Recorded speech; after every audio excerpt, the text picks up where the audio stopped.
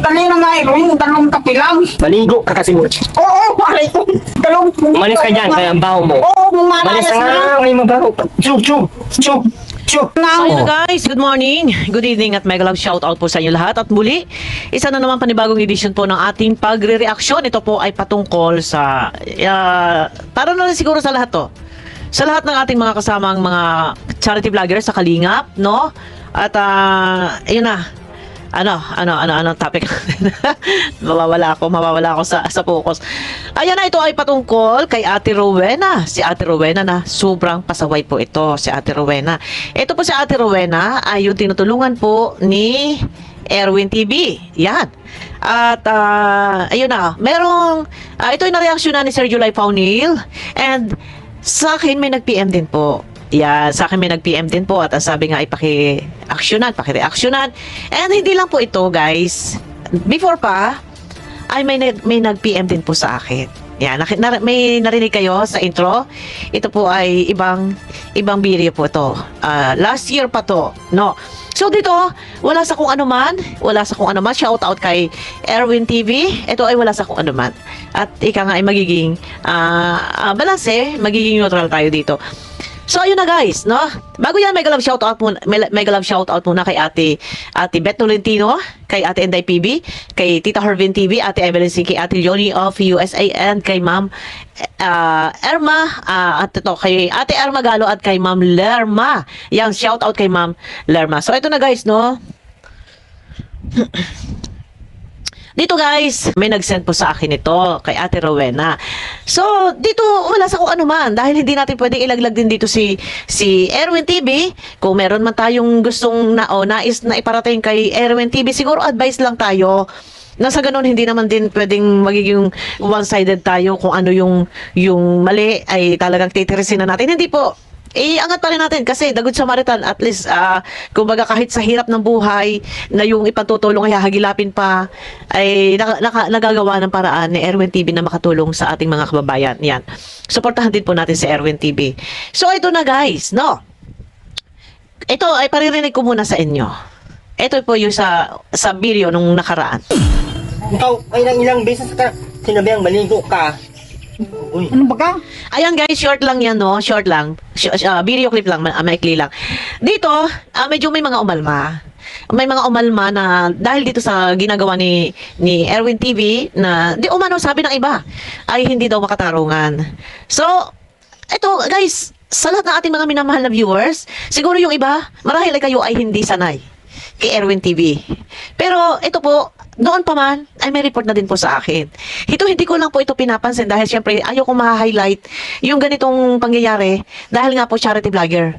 No? So, kailangan, hayaan lang natin, pagpasensyahan lang natin, unawain natin, at monitor natin, baka mauulit muli. So, naulit muli. At yun nga po yung reaction ni Sir July Paunil, no? Naulit muli na merong ganitong pangyayari na yung kalaykay ba tawag doon, no?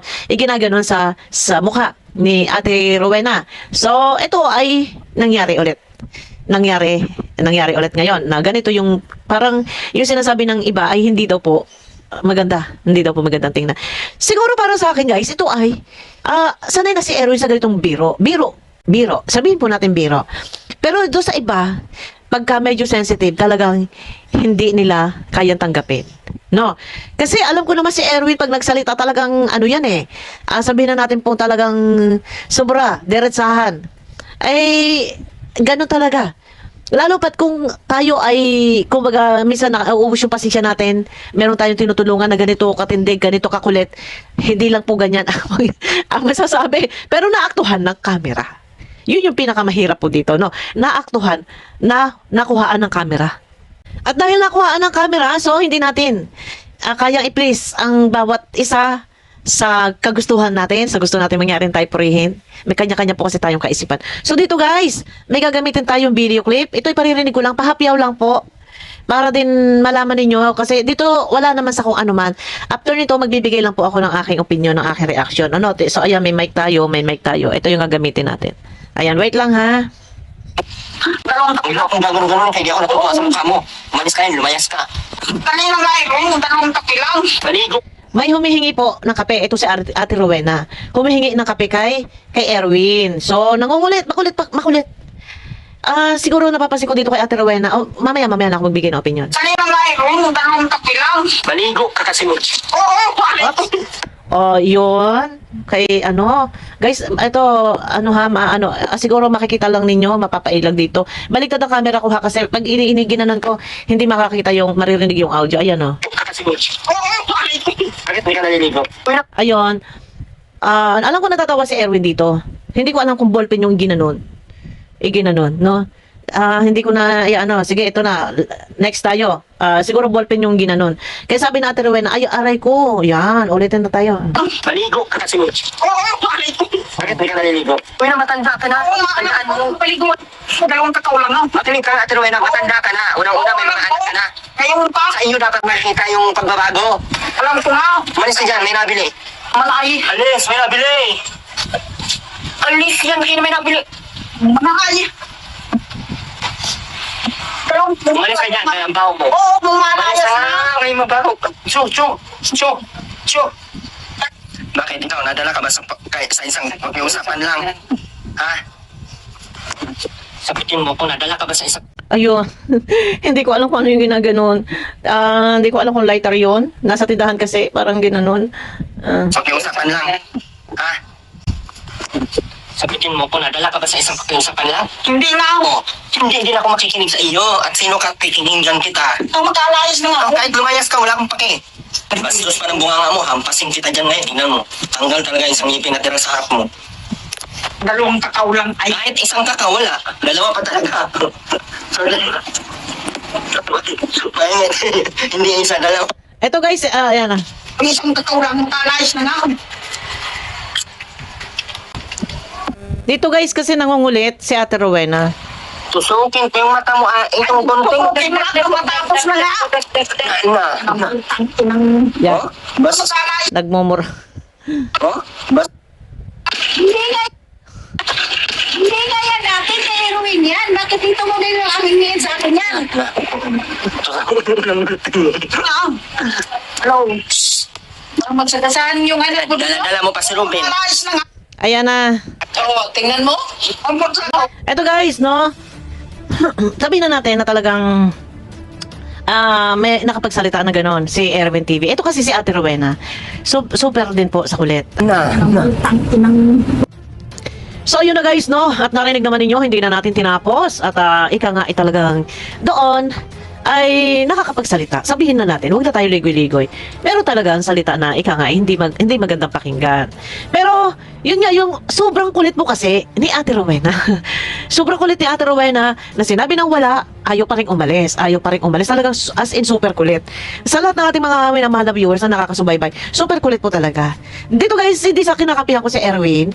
Sabihin natin na talagang nakakapagsalita si Erwin na hindi ka aya-aya. Yun nga, nakahagip po sa camera. No, siguro dapat maiwasan to ni Erwin na pagka may mga ganon, wag lang i-upload.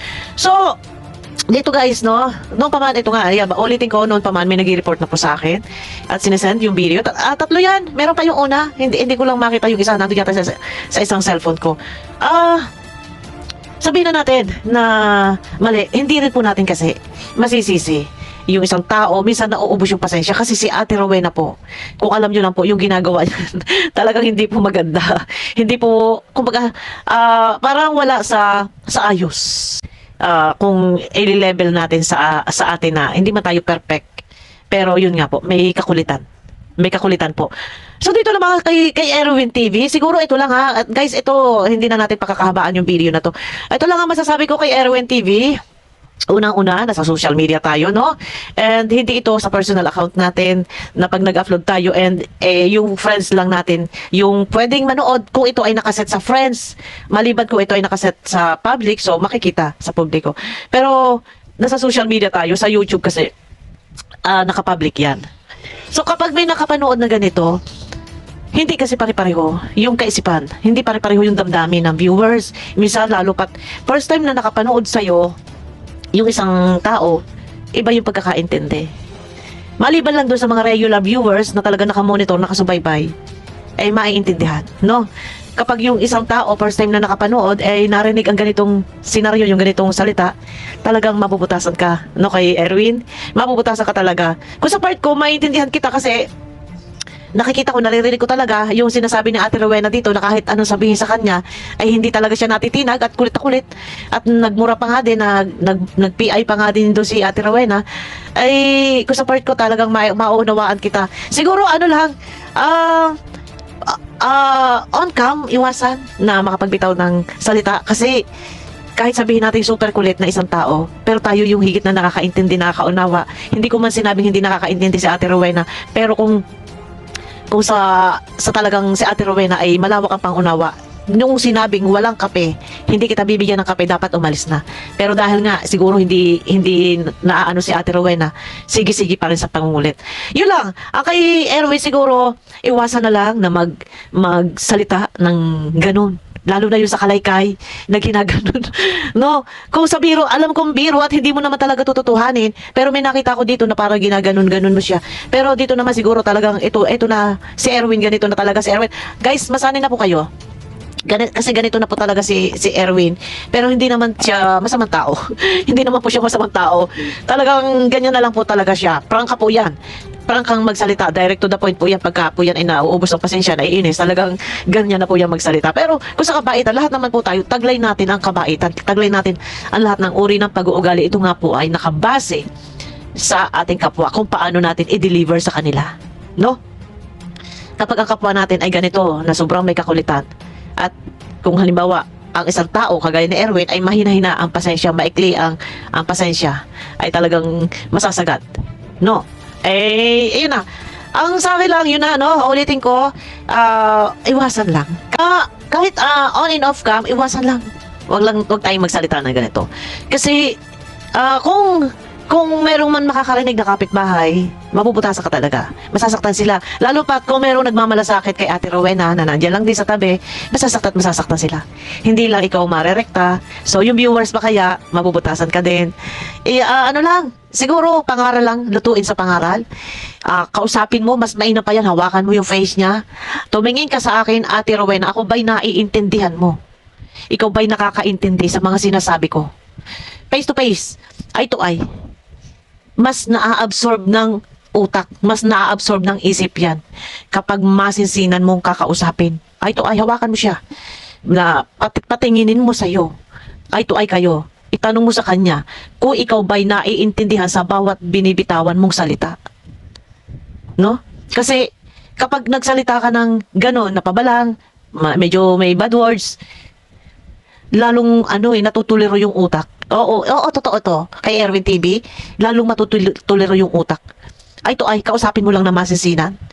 And kung hindi, kung ganun pa din, ay wala. Siguro, kailangan ipa-injection kay Dr. Isotra. Ito si Ate Rowena. Di ba? Naintindihan ko sa part ni Erwin kasi nga, may kakulitan po talaga.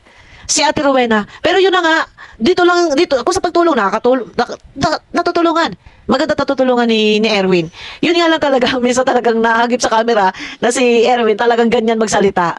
Pero, yan unawain na lang din po natin guys, no? At sana nga, kay Erwin wag nang ganun kasi mahirap. Hindi, kung sa part ko, ako ang mag-reaction sa'yo, idedepensahan kita. Hindi ko alam kung paano ko ito lalaruin, kung paano kita idedepensa dito pagka nagkataon na may mga Yun lang. Ito advice lang, wala naman sa kung ano man. And para na lang din, guys, huwag natin iba si Erwin. At minsan talagang si Ate Rowena po ay may pagkakulit talaga. Super kulit. Isang beses, dalawang beses, 3, 4, 5 sinabi na, ay sige pa rin po. May kakulitan. Wala rin pag-iintindi sa sarili. Yan na. Maintindihan po natin sa mga minamahal na viewers na nakaaba kay Ate Rowena. Alam niyo po yan. Pero ayun na, guys, no? Suportahan po natin ang lahat ng mga charity vloggers. Siyempre, lalo na si Kuya Bal, si Kalinga Prab, si Roel Malalag, si Sir Pugong Biyahero. Lahat na, sila Daddy Frankie, sila Tekram. Suportahan po natin yan, The Good Samaritan. Siyempre, salamat din sa lahat ng mga minamahal na viewers. Kung wala po kayo, siyempre, walang viewers. Thank you. Maraming salamat po sa inyo lahat. And mega love shoutout po. Kita tayo, guys, kita tayo sa aking next video. Bye-bye!